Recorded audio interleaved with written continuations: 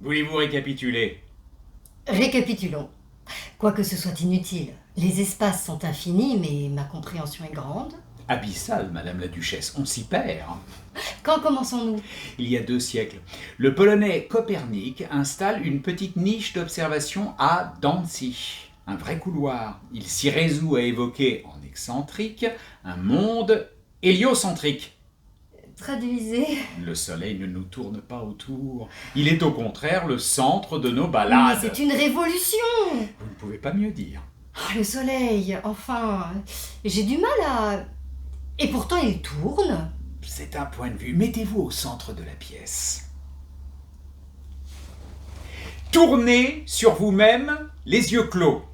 Je vais m'envoler. Oui, vous êtes légère comme une divinité, madame. Mais vos pensées valent leur poids. Vous resterez sur la même planète que votre serviteur. Maintenant, ouvrez les yeux en tournant. Oh! Tous mes précieux souvenirs tournent autour de moi. C'est si beau de les voir circuler avec les murs. C'est un point de vue. Arrêtez-vous d'un coup, madame. Oh! Tout tourne dans l'autre sens. Encore une illusion. Qui a raison? Ce que vous ressentez ou la vérité contraire? Monsieur Nicolas de Malézieux, vous avez l'art de démontrer. Il faut plus que cela pour combattre nos certitudes. Copernic n'a publié ses résultats qu'au moment où il a su qu'il allait mourir. Pourquoi? On ne peut pas torturer un mort. Oh, l'idée malséante. Oublions-la, madame. Songeons à Fracastoro et Appian, qui chacun dans leur pays ont découvert en même temps la direction de toute queue de comète. Vers où donc? Vers l'infini et au-delà. Oh, c'est un peu loin. Rapprochons-nous. Ah, plus près de nous. Que s'est-il passé entre le 4 et le 15 octobre 1582? Quelque chose d'inouï, sans doute? Ouais, rien. 3 fois rien. Il n'y a rien. Il ne s'est rien passé. Par décision du pape Grégoire et pour corriger la dérive séculaire, nous nous sommes couchés un jeudi 4 pour nous réveiller un vendredi 15. Une nuit a donc suffi pour recoller au jour. La dérive était grande?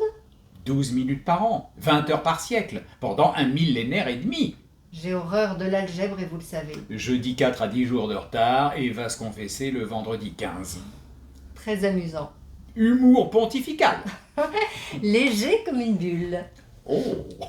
Ensuite, En 1607, il y a un siècle, Kepler ne quitte pas sa comète des yeux et il a bien du mérite.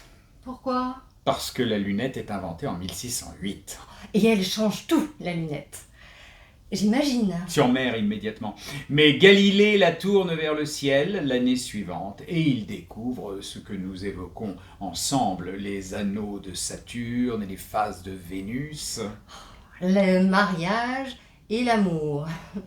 Tout est dit. Il ne reste certainement plus rien à observer. Presque rien, madame. Précisez la distance qui nous mène au soleil. Juste après l'horizon. Mais je n'irai pas. Cartographier la Lune. Mais elle joue si souvent un cache-cache. Un génie du Nord, Romer, a découvert il y a 25 ans la finitude de la vitesse de la lumière. Elle n'est pas instantanée comme une révélation, la lumière? Non, madame, elle vient vers nous à une vitesse folle. Comment a-t-il fait, Homer? Il a passé sa vie à observer l'occultation des satellites de Jupiter. J'aurais dû y penser. Vous avez trop à vous occuper, madame. Et finissons. Il y a 15 ans, on a publié un premier catalogue de 1500 étoiles. Il faudra tout vérifier. Halley vient de prédire le retour de sa comète dans 53 ans. Oh, pourquoi, à votre avis? Parce que dans 53 ans, nous serons tous morts, et que les élucubrations s'oublient en proportion directe de leur charme. J'ai fini, madame. Votre leçon s'achève. Et vous, monsieur? Votre participation à la science? Oh, moi, madame. Puissais-je être là au moment où on tracera le grand méridien du royaume? Pourquoi, grand Dieu? Parce que s'il commence à Dunkerque et passe par Paris, il achève sa course à Collioure. Et je voudrais tant m'achever avec lui dans une mer chaude. Oh. Et vous, madame? Moi? Oh, monsieur. Ne voulez-vous pas ce soir, en témoignage de vos progrès étonnants, me désigner la grande ours? Vous la reconnaîtrez sans peine à sa forme de casserole. Casserole. Casserole. Ben, oui, casserole, qu'ai-je dit? Casserole, monsieur de Malézieux. Le souper de l'ordre de la mouche à miel. Les 39 membres se réunissent en notre cour de soie et c'est ce soir, et vous connaissez ma devise. Elle est petite mais fait de grandes blessures. En piste, Malézieux, et plus vif que la lumière. Mais si ça ne se peut pas. Donnez-moi la science, et ne me décevez jamais.